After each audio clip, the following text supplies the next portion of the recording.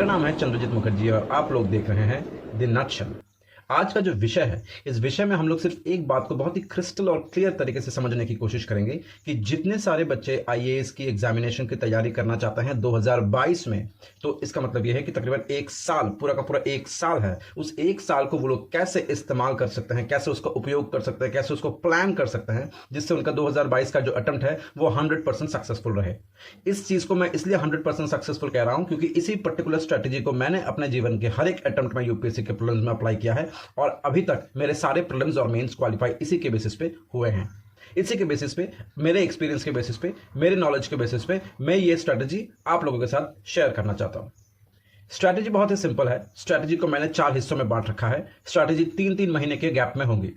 मैं मानकर चल रहा हूं कि यहां पे जितने सारे स्टूडेंट्स एस्पिरेंट्स होंगे जो ये वीडियो देख रहे होंगे, वो लोग अपने ग्रेजुएशन के एंड मोमेंट पे होंगे। जब ग्रेजुएशन खत्म होती है, नॉर्मली इंडिया में ग्रेजुएशन जून के महीने तक खत्म हो जाती है, तो मैं ये मानकर चल रहा हूं कि हम लोग स्टार्ट करेंगे जुलाई के महीने से। अगर हम लोग जुलाई के महीने से स्टार्ट करते हैं तो मैंने यहां इस पेपर पे मैंने टाइम स्लॉट्स लिख रखे हैं। मैं इसी को आपको समझाने की कोशिश करूंगा ताकि आपको ये चीज एकदम क्रिस्टल क्लियर समझ में आ सके कि it is a serious matter. It's बहुत ही सीरियस मैटर है, एक बहुत ही इंपॉर्टेंट इशू है। अगर आपको हर एक पहलू को आपने इंपॉर्टेंस दिया, अगर आपने इस हर एक पहलू को समझ लिया और इसको इंप्लीमेंट कर लिया, तो आपका 2022 का अटेम्प्ट जो है वो 100% सक्सेसफुल रहेगा। तो शुरुआत करते हैं जुलाई, अगस्त और सितंबर के महीने से। इसको हम लोग कहते हैं normally the first 3 months preparation. ये फाउंडेशन क्रिएट करता है। तो शुरुआत के जो 3 महीना है, जुलाई, अगस्त, सितंबर, यहां पे मैं बोलूंगा आप लोगों को, ये मेरी पर्सनल रिक्वेस्ट है आप सबसे, जितने सारे एस्पिरेंट्स हैं, ये शुरुआत के 3 महीने में आप शुरुआत के 15 से 20 दिन, मार्क माई वर्ड्स, जुलाई, अगस्त, सितंबर के जो 3 महीने का जो पहला स्लॉट है, इसमें 15 से 20 दिन, first 15 to 20 days, you will have to invest in understanding the examination. Examination क्या है, उसका पैटर्न क्या है, उसके प्रीवियस ईयर्स क्वेश्चन कैसे हैं। अगर आपने ये एग्जाम को फर्स्ट अटेम्प्ट में क्लियर करना है, अगर आपने ये पूरे एक साल को बहुत ही बारीकी से उपयोग करना है, प्लान करना है, तो आपको एग्जाम को समझना पड़ेगा, एग्जाम के पैटर्न को समझना पड़ेगा, उसकी क्वेश्चनिंग की जिस क्वेश्चनिंग का जो पैटर्न है उसको समझना पड़ेगा। इसीलिए शुरुआत के 15 से 20 दिन तक आप यूपीएससी के सारे previous years questions, at least past 10 to 15 years के क्वेश्चंस को आप बहुत ही बारीकी से देखेंगे और साथ ही साथ यूपीएससी की जो प्रीलिम्स और मेंस की जो सिलेबस है, खास करके मेंस की सिलेबस, इसको आप बहुत ही बारीकी से समझने की कोशिश करेंगे। तो शुरुआत के 15-20 दिन आप प्रीवियस ईयर्स क्वेश्चन पेपर्स सिर्फ देखेंगे, सॉल्व नहीं करेंगे, देखेंगे, ताकि आपको आइडिया लग जाए कि यूपीएससी किस लेवल के क्वेश्चंस और कहां से क्वेश्चंस पूछता है, इसको इंटरेस्ट किस चीज में है, ये पहली चीज। दूसरी चीज, आप जब प्रीवियस ईयर्स क्वेश्चंस को देख रहे होंगे तो साथ ही साथ आप उसके साथ साथ सिलेबस को देखेंगे, ताकि आपको पता चले कि अच्छा, हिस्ट्री में इस तरह के सवाल होते हैं, ज्योग्राफी में इस तरीके का सवाल होता है, पॉलिटी में इस तरह का सवाल होता है। Is it clear? तो सिलेबस के साथ साथ previous years question papers initial 15 से 20 दिन तक।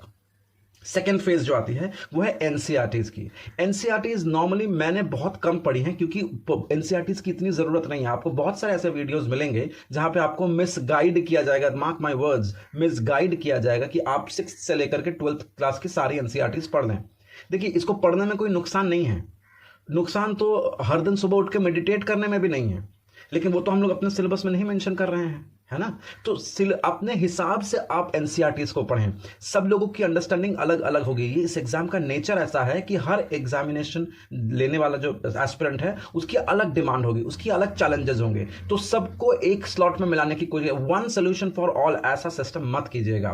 तो एनसीईआरटीज खासकर जो मैं अपने लिए बता रहा हूं, जिसको बेसिक अंडरस्टैंडिंग है, क्योंकि हम लोग क्या कर रहे हैं, हम लोग ग्रेजुएट ऑलरेडी हो चुके हैं, तो ग्रेजुएशन के बाद की ये पढ़ाई के बारे में बात कर रहे हैं। तो मेरे हिसाब से हिस्ट्री के लिए आप बहुत लिमिटेड सोर्स रखें। हिस्ट्री के लिए अगर आपको एनसीईआरटी पढ़ना ही है, अगर आपको इतना ही मन है, तो आप तमिलनाडु बोर्ड का 11th और 12th क्लास की हिस्ट्री की किताब पढ़ लें। इससे आगे आप कुछ ना पढ़ें। एनसीईआरटीज को आप कंप्लीटली अवॉइड कर सकते हैं। हिस्ट्री में आर.एस. शर्मा, ये जितने सारे किताबें हैं आप इनको कंप्लीटली अवॉइड कर सकते हैं। आप तमिलनाडु बोर्ड की, इसकी पीडीएफ अवेलेबल है इंटरनेट पे, तमिलनाडु बोर्ड की 11th और 12th क्लास की आप किताब पढ़ लें। इसके साथ साथ अगर आपको ज्योग्राफी की एनसीईआरटीज करनी है, तो ज्योग्राफी की एनसीईआरटीज का बेस्ट स्पैन है 9 से लेकर 12 तक। तो 9 से लेकर 12 तक आप ज्योग्राफी बहुत ही बारीकी से पढ़ें। इसके अलावा इकोनॉमी में आप 10th, 11th और 12th की एनसीईआरटीज पढ़ें। बहुत इंपॉर्टेंट एरिया है। तो 10th, 11th, 12th की ज्योग्राफी, इकोनॉमिक्स आप एनसीईआरटी से पढ़ें। रही बात पॉलिटिकल साइंस या सिविक्स की, तो सिविक्स की बात यह है कि बहुत लोग सिक्स से स्टार्ट करते हैं। मैं हाथ जोड़कर रिक्वेस्ट करता हूं अपना समय बर्बाद मत करें। आप लोग अगर किसी का पॉलिटी साइंस ऑप्शनल है या पॉलिटी एकदम नया है, तो मेरे हिसाब से उसको 11th और 12th की ही पॉलिटिकल साइंस की किताब उठानी चाहिए। खास करके जिसका पॉलिटिकल साइंस ऑप्शनल है उसको 11th और 12th की पॉलिटिकल साइंस की एनसीईआरटीज पढ़नी चाहिए। मैं एक बार फिर से रिकैप करा दूं, आपकी शुरुआत के 3 महीने में जुलाई, अगस्त, सितंबर में पहले 15-20 दिन आपने सिर्फ और सिर्फ पास्ट ईयर्स क्वेश्चंस देखने हैं और सिलेबस को समझना है ताकि आप एग्जाम को समझ सकें। साथ ही साथ एनसीईआरटीज पे फोकस करें अगर एकदम फाउंडेशन बनाने के लिए, तो एनसीईआरटीज आप ज्योग्राफी का पढ़ रहे हैं from 9th to 12th, economics आप पढ़ रहे हैं फ्रॉम 10, 11, 12th, और पॉलिटिकल साइंस जिसका ऑप्शनल है या पॉलिटी सब्जेक्ट जिसके लिए एकदम नया है वो पढ़ें एनसीईआरटीज 11th और 12th की, ठीक है। और रही बात हिस्ट्री की, हिस्ट्री में आप कंप्लीटली अवॉइड कर सकते हैं एनसीईआरटीज। आपका पूरा का पूरा फोकस होना चाहिए 11th और 12th क्लास की तमिलनाडु की हिस्ट्री बुक्स पे। जैसे ये हो जाएगा आप एटलास खरीदेंगे।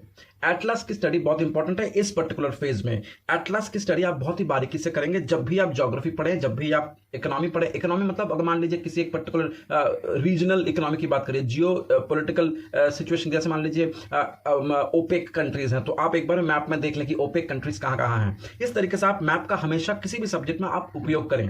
अगर आप इस तरह से पढ़ते हैं तो आपकी जो अंडरस्टैंडिंग है वो बहुत ज़्यादा पकड़ में आती है और ज़्यादा मजबूत होती है। लेकिन इस 3 महीने में आप कंप्लीटली अवॉइड कर सकते हैं न्यूज़पेपर्स। बहुत लोग, बहुत चैनल्स ऐसे होंगे जिसमें आपको कहा जाएगा कि आप लोग एनसीईआरटीज के साथ साथ हिंदू पढ़ना स्टार्ट कर दें। मैं आपको यकीन दिलाता हूं, जो लोग एकदम शुरुआती तौर पे पढ़ाई कर रहे हैं, जो लोग अपने फाउंडेशन बना रहे हैं, इस सिचुएशन में अगर आप एनसीईआरटीज के साथ साथ हिंदू या एक्सप्रेस पढ़ने लगे तो आपका हर दिन का 2 से 2.5 घंटा बर्बाद होगा।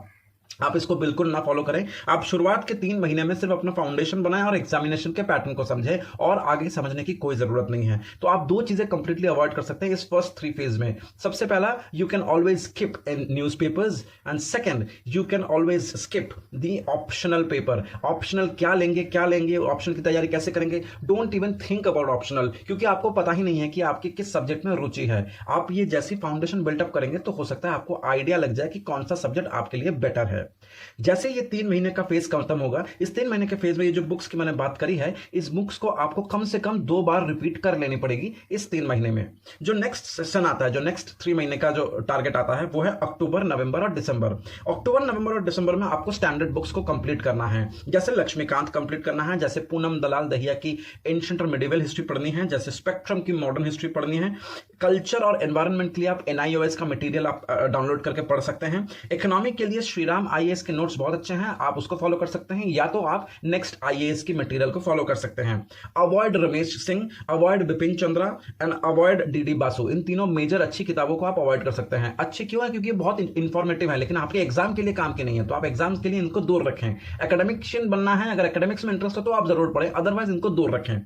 ज्योग्राफी के लिए जो एनसीईआरटीज पढ़ी हैं आपने 11, 12 वाली, तो वो बहुत ही, या 9 से 12 वाली, वो बहुत इंपॉर्टेंट है, आप उसको रिपीट करें। उसके साथ साथ अगर आप चाहते हैं कि आप अपनी ज्योग्राफी की प्रिपरेशन को मजबूत बनाना, तो इसके साथ साथ आप इस 3 महीने में, सेकंड फेज के 3 महीने में GC लॉन्ग को पढ़ सकते हैं। यहां से आपकी नोट मेकिंग की भी शुरुआत होती है। नोट मेकिंग आपको यहां से कर लेनी पड़ेगी। साथ ही साथ आपको करंट मैगजीन्स उठाने पड़ेंगे। जैसे अक्टूबर, नवंबर से आप करंट अफेयर्स की मैगजीन्स उठाएंगे। विजन IAS का मैगजीन आप उठा सकते हैं, हर महीने निकलती है, तो आप उस समय ये मैगजीन्स को पढ़ना स्टार्ट कर सकते हैं। नॉर्मली 1 साल का ड्यूरेशन होता है पढ़ने के लिए, तो आप जब अक्टूबर में प्रिपरेशन शुरू कर रहे हैं अपनी स्टैंडर्ड बुक्स की, जो सेकंड राउंड ऑफ प्रिपरेशन है, उस समय आप करंट अफेयर्स की स्टार्टिंग कर सकते हैं फ्रॉम द मैगजीन्स। और यहां पे इस 3 महीने में जब आपकी अंडरस्टैंडिंग अच्छी हो जाएगी, क्योंकि आपने बेसिक फाउंडेशन पढ़ रखा है और आपने स्टैंडर्ड बुक्स पढ़ रखी हैं, तो इस सिचुएशन में आपको ऑप्शनल डिसाइड कर लेना पड़ेगा। ये परफेक्ट समय होता है आप अपना ऑप्शनल डिसाइड कर लें। जैसे ही आपने अपना ऑप्शनल डिसाइड कर लिया, तो दिमाग एकदम सेट हो गया है कि मैंने अपनी फाउंडेशन बना ली है, मैंने प्रीवियस ईयर क्वेश्चंस देख लिए हैं, मैंने सिलेबस पढ़ लिया है, मैंने एग्जामिनेशन पैटर्न को समझ लिया है, मैंने स्टैंडर्ड बुक्स पढ़ लिया है, और मैंने ऑप्शनल डिसाइड कर लिया है, और करंट अफेयर्स मेरा शुरू हो चुका है पिछले 3 महीने में। तो जो टोटल 6 महीने हैं, इसमें आपने इतना काम कर लेना है। जो नेक्स्ट फेज ऑफ प्रिपरेशन आती है, वो है जनवरी, फरवरी और मार्च। ये फेज सबसे इंपॉर्टेंट है, सबसे क्रूशियल है, क्योंकि इस फेज में आपने वो सारी चीजें कवर करनी है जो आपको मेंस में काम आनी है। प्रीलिम्स के रिजल्ट के बाद मेंस के लिए आपके पास ज्यादा वक्त नहीं रहेगा to prepare and to repeat. इसीलिए इस 3 महीने को आपको बहुत बहुत बहुत अच्छी तरीके से यूटिलाइज करना है। तो इस 3 महीने में आप कौन कौन सी चीजों पर फोकस करेंगे? सबसे पहली, आप एथिक्स पे पे फोकस करेंगे। एथिक्स के लिए क्या पढ़ना है, किस तरीके से पढ़ना है, इसका एक अलग से वीडियो मैं बनाऊंगा। तो एथिक्स के लिए आपको इस 3 महीने में पढ़नी पड़ेगी। ऑप्शनल आपको डिसाइड, क्योंकि आपने सेकंड फेज के 3 महीने में आपने डिसाइड कर रखा है, तो इस 3 महीने में जनवरी फरवरी मार्च में आपको ऑप्शनल पेपर कम से कम 70 से 75% कंप्लीट कर लेना है। जैसे आप ये कंप्लीट कर लेते तो आपका जो बर्डन होता है ऑप्शनल का कि मेंस के लिए आपको लगेगा, तो आपको बहुत ही रिड्यूस हो जाता है। तो 75% एटलीस्ट आपको कवर कर लेना है ऑप्शनल। इसके साथ साथ आप इंटरनल सिक्योरिटी और एसए जैसे पेपर्स में काम कर सकते हैं। एसए के लिए एक्चुअली 2 चीजें चाहिए होती हैं, एक तो कंटेंट और दूसरा है उसका राइटिंग पैटर्न। क्योंकि आपके पास इतना पढ़ लेने के बाद कंटेंट ऑटोमेटिकली आ जाता है, तो हमको सिर्फ प्रैक्टिस करना है कि वीक में एक एसए लिखना है। और रही बात इंटरनल सिक्योरिटी की, उसके लिए एक स्पेसिफिक वीडियो मैं बनाऊंगा। करंट अफेयर्स आपके कंटिन्यू चलेंगी, इसमें कोई दो राय नहीं है। एक और चीज की बड़ी अहमियत होती है कि आंसर राइटिंग। मैं आपको यकीन दिलाता हूं कि the word is not answer writing, it is writing answers. What is the difference between answer writing and writing answers, इसके लिए एक स्पेसिफिक वीडियो डिमांड करती है ये टॉपिक, तो इसके लिए मैं एक स्पेसिफिक वीडियो बनाऊंगा। आप लोग इस थर्ड फेज में भी राइटिंग आंसर की प्रैक्टिस या आंसर राइटिंग की प्रैक्टिस, जैसे भी आप बोलना चाहें, आप नहीं करेंगे। आप क्यों नहीं करेंगे? क्योंकि अभी इसकी समय अभी नहीं है। आपको अभी ऑप्शनल कंप्लीट करना है, ऑप्शनल के नोट्स बनाकर पढ़ने हैं। जो फाइनल और फोर्थ फेज आता है वो है अप्रैल मई और जून। नॉर्मली जून के महीने में आपके एग्जाम्स हो जाएंगे, तो अप्रैल मई और जून जो 2-2.5 महीने का जो समय मिलेगा आपको, इस समय पे आपको डेडिकेटेडली प्रीलिम्स के लिए ही फोकस करना है। इसमें आपके सबसे इंपॉर्टेंट जो चीज आएगी वो है 2 चीजें। नंबर 1, आपको एमसीक्यूज बहुत सॉल्व करने पड़ेंगे। इसके लिए आपको टेस्ट सीरीज ज्वाइन करनी पड़ेगी। सो टेस्ट सीरीज से आप एमसीक्यूज फॉलो कर सकते हैं। और टेस्ट सीरीज का मतलब ये नहीं है कि आपको कितने नंबर मिले। Test series is a learning process. आप उसमें से सीखेंगे क्या क्या आप गलतियां कर रहे हैं और टेस्ट सीरीज की इंपॉर्टेंस क्या है। जितना आप टेस्ट सीरीज सॉल्व करेंगे आपकी कॉन्फिडेंस लेवल बढ़ती रहेगी। दूसरी जो चीज है वो है रिवीजन। रिवीजन इस महीने में बहुत, इन 3 महीने में जो फोर्थ लास्ट फेज है, इसमें रिवीजन बहुत इंपॉर्टेंट है। जैसे ही आप ये फोर्थ फेज कंप्लीट करते हैं, आपका प्रीलिम्स एग्जाम हो जाएगा।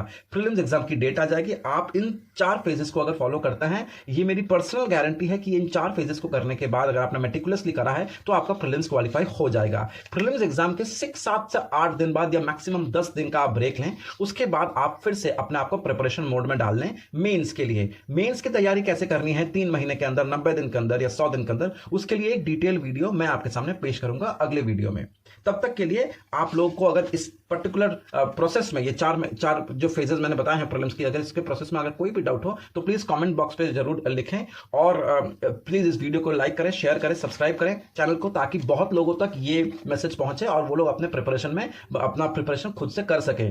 और रही बात इन सारे टॉपिक्स के ऊपर क्या क्या इंपॉर्टेंट चीजें हैं पढ़ने की या कौन कौन सी बुक्स पढ़नी है, बुक्स के बारे में मैंने ऑलरेडी एक वीडियो बना रखा है। लेकिन अगर आपको जानना है कि किस तरीके से आपको पढ़नी है, तो मैं सारे एनसीईआरटी से लेकर के सारे फेजेस की अलग अलग क्लासेस में लूंगा। इसी के साथ इस वीडियो को समाप्त करते हैं। उम्मीद है कि हम आपके लिए कुछ भी इंफॉर्मेटिव इस वीडियो में ले पाए हैं। धन्यवाद।